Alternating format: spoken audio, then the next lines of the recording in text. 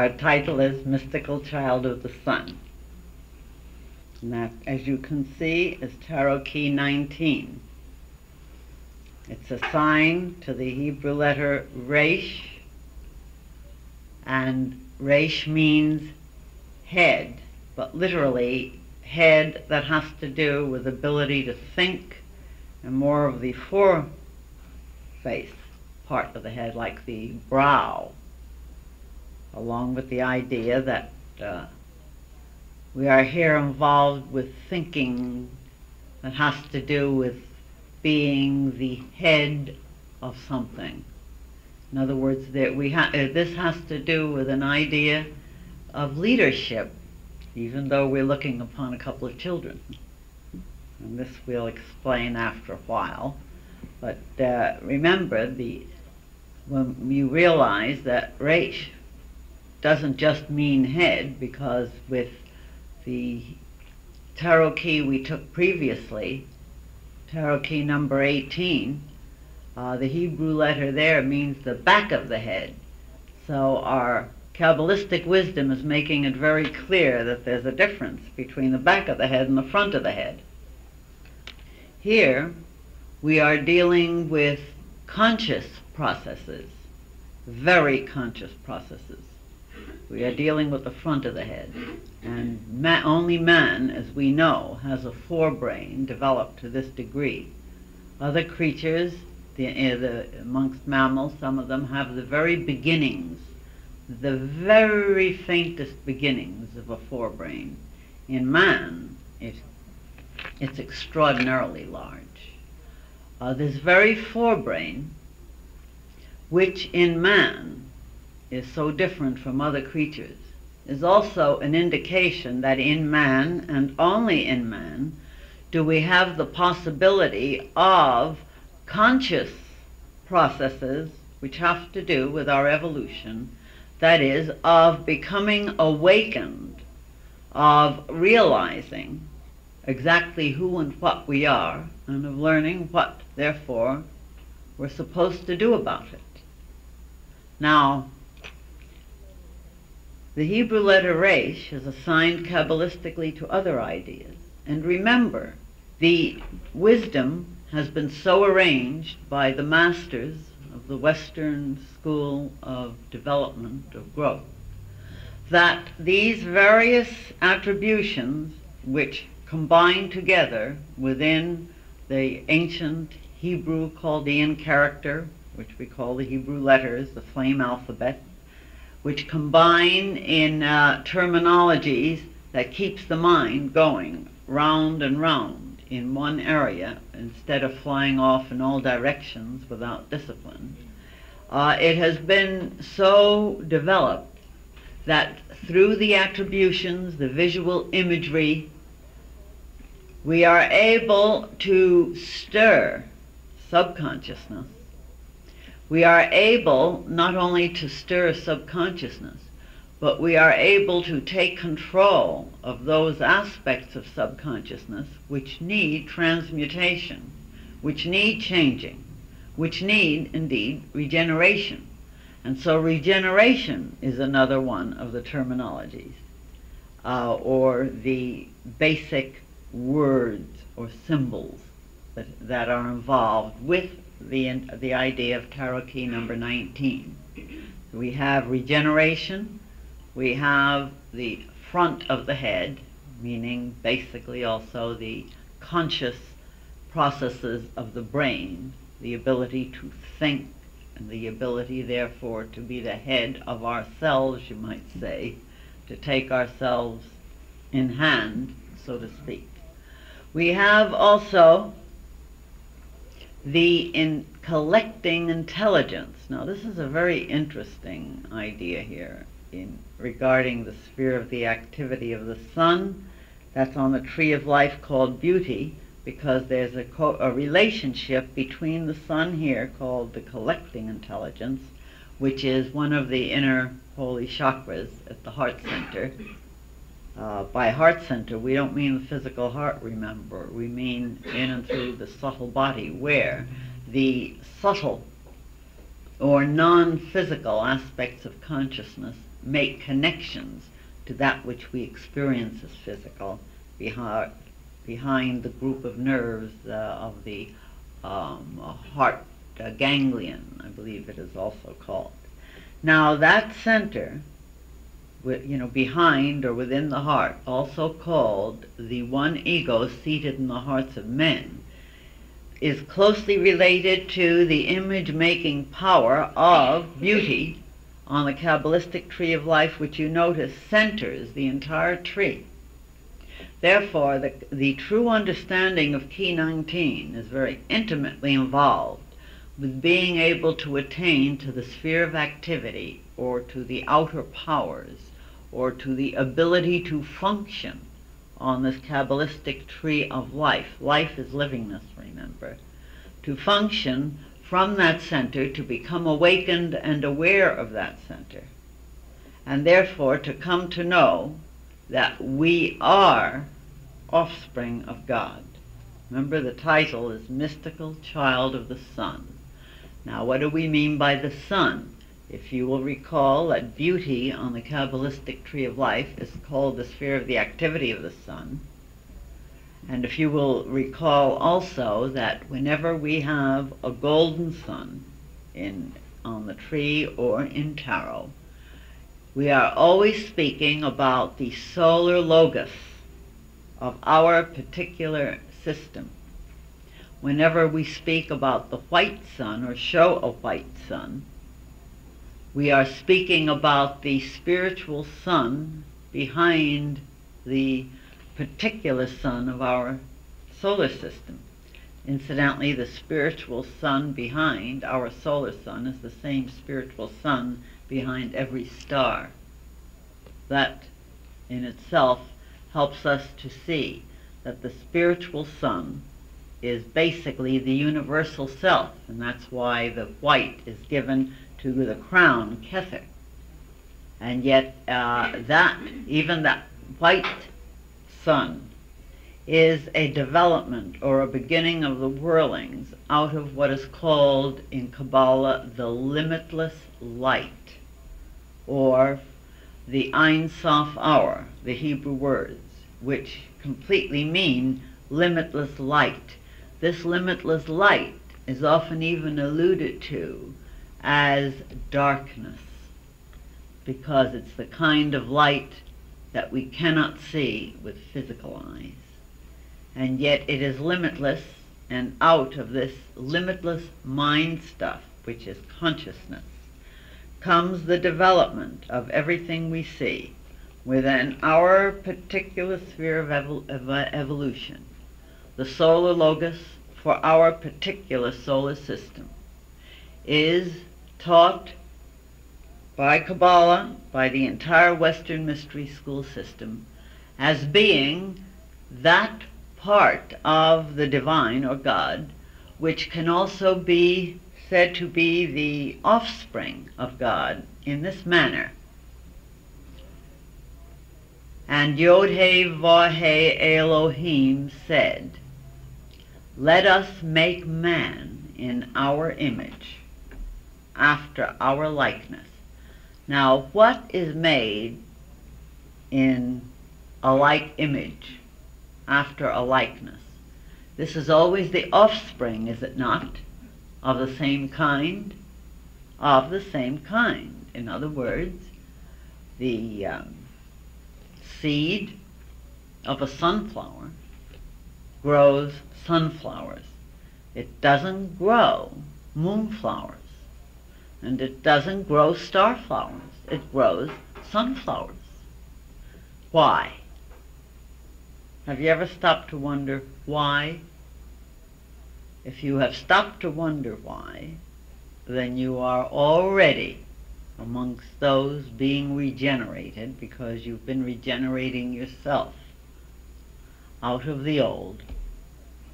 It seems to be that all consciousness that is functioning in and through a vehicle, once it becomes accustomed to something being around, it's the idea like familiarity breeds contempt. sort of forgets it's there. It might be in front of them. Seeing they see not. It might even make noise. Hearing they hear not. It might even move. Moving, it is still not anything there for our attention. And the result is that because we've gotten accustomed to different things, we have lost that sense which we have to regain. We have to regain, and no one is going to regain it for us or give it to us as a gift on any platter. Because having gained, shall we say, the forebrain, see, the resh is signifying the front of the head, basically. Having gained this forebrain, we are in a position of having to literally give birth to ourselves all over again. Remember what Rabbi Jesus said, "Except ye be born again, ye shall in no wise enter the kingdom of heaven." Now here is where the greatest mistake has been made. People think of the kingdom of heaven as being what you go to when you die. But in Kabbalah, this is not so. And Kabbalah, incidentally, knows it's right. I say so with great authority. I feel very authoritarian about that because I really know. I really know. On the Kabbalistic tree of life, kingdom, there's kingdom. That's the fruit of the tree. That's the manifest universe, or that is the infinite, limitless light universe which we experience in a specialized way because we have both a back of the head and a front of the head, because we have what this tarot key represents, the ability to be aware within a field, within a limited field. In other words, the ability to be aware in and through a vehicle that gives us a range of awareness that we call the five senses. And so here, your subconsciousness through Tarot Key 19 is being given the fantastically intense image. You are receiving the impact of the idea that you can learn while you're filled with wonder, dancing in a fairy ring, in a wondrous miracle. Because this fairy ring, you notice each of them, the male and female, which is subconsciousness and self-consciousness, as well as indicating anything and everything that having to do with the pair of opposites, which brings birth and rebirth, like begetting like. The sun is always shining in the heavens, whether we are seeing it in and through our senses or experiencing it or not. The sun is always there. What about nighttime? The sun is there. It's there. The fact that we are rotating and the sun is shining first on one side and then the other, it's still there. It is still holding this planet and all the tremendous, tender livingness within itself. That means you and the sun seed and the walnut, which will only give birth to a walnut tree, you know. It is, no matter where we think the sun is, it's cloudy, the sun is there. Remember in the last tarot key we pointed out all evolution and all growth takes place in cycles. Everything has to be cyclic. This is the only way consciousness can become aware. In order to know the light, we have to know the darkness. In order to know joy, we have to have gone through its opposite. This is all part of a process. But the point is, beyond and above the pair of opposites is that eternal glory. Is that golden sun, which is a collecting area for all of the stardust of the universe, which it shines out into and through us. We do not live outside the sun, as we've pointed out to you many a time. We live inside the sun. There is no such thing as outside anyway. We live within the rays of the sun. The sun, as Dr. Case has mentioned in the lessons by quoting a scientist so gloriously, it is the sun that has lifted up the mountains and dug out the rivers. It is the sun that has birthed every last bit of livingness from the single-celled creature to this extraordinary complexity, this fantastic delicacy of vehicle. So fantastically delicate is this vehicle that it has to have all of this loving cradling. You've watched a mother cradling her infant. It is gross in comparison to the cradling you receive from your divine parent. Imagine all of the extraordinary things that go on to cradle you in every way, shape, or form, because there isn't a thing that is, or moves, or breathes. There isn't a thing that speaks, or calls, that rings, or roars. There isn't a thing that moves that isn't the motion, the energy of the consciousness of the Solar Logos, holding you, rocking you in its arms, in its infinite arms. Everything, everything. And you knew it not? Well, remember, whatever you are, whether you know it or not. And you are, even if you want to think of it in out-and-out rank materialistic terms. You cannot get away from the fact that you are offspring of the sun. Ask any scientist, no matter how materialistically minded, in any university of the world, and he will tell this to you. You exist. You are livingness. The Kabbalistic tree of life, life, livingness.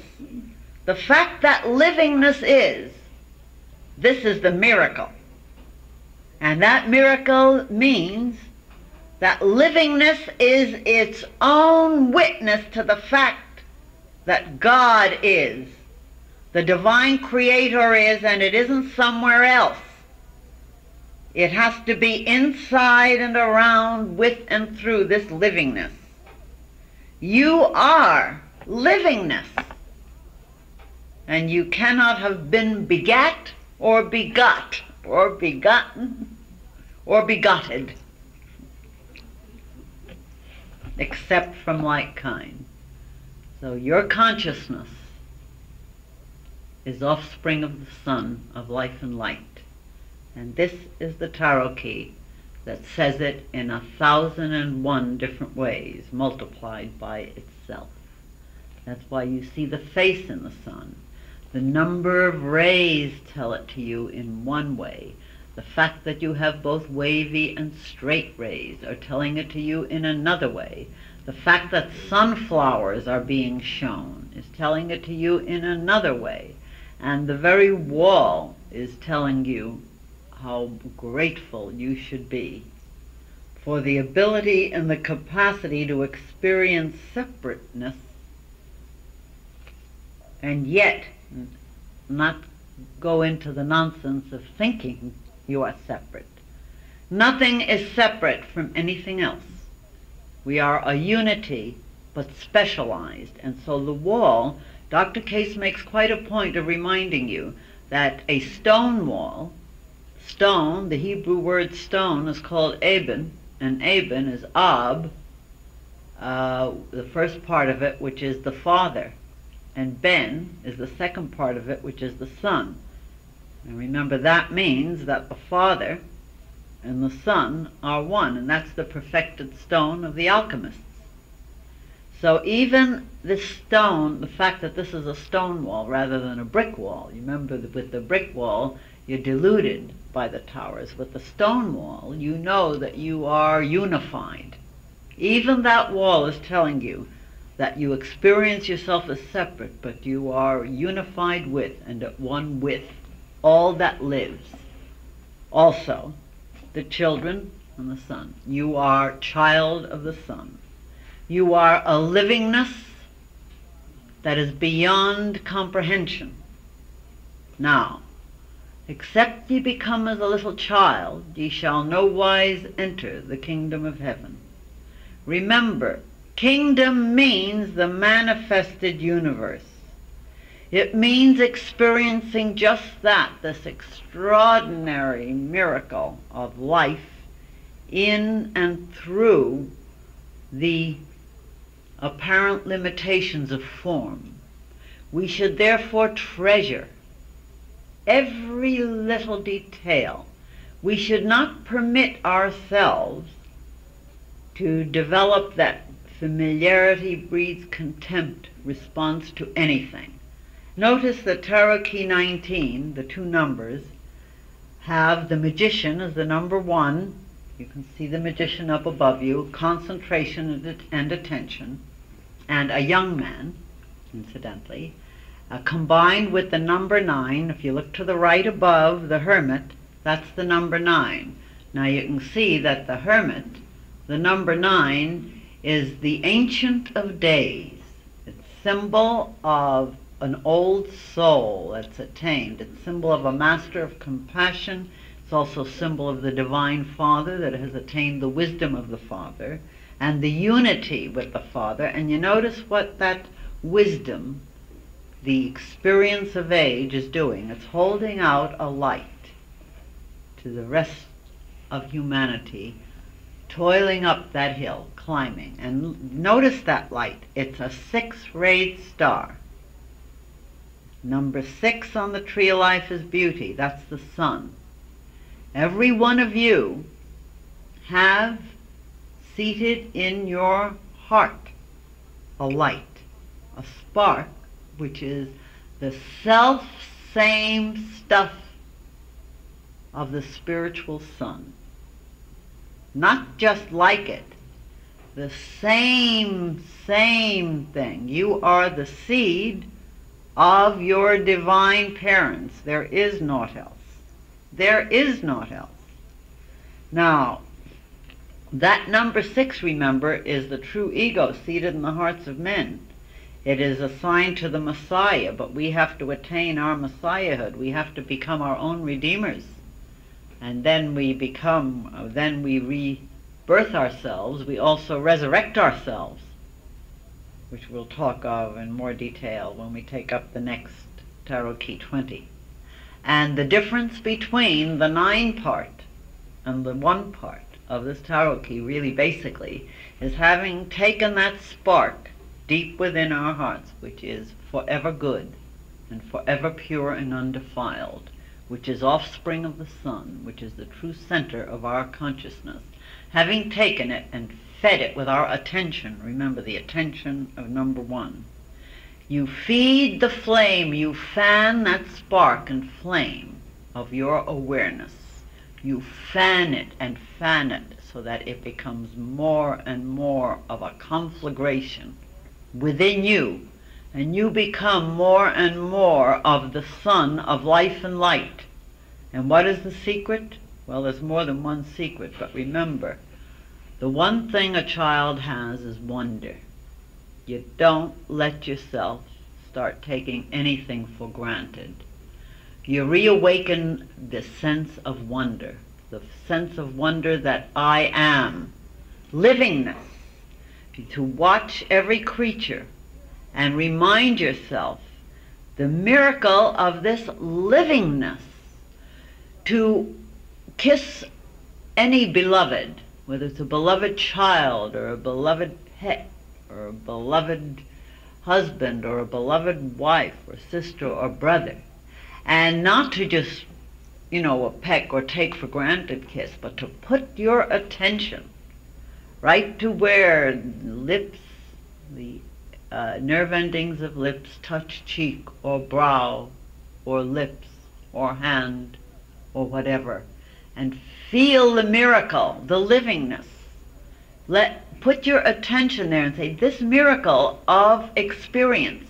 I can experience this mystery of touch. I am mystery. I am miracle. I am consciousness. My God, I am livingness, and there is naught else. All things are. You are a mystical child of the sun, and for God's sake, gee, that sounds like I'm swearing,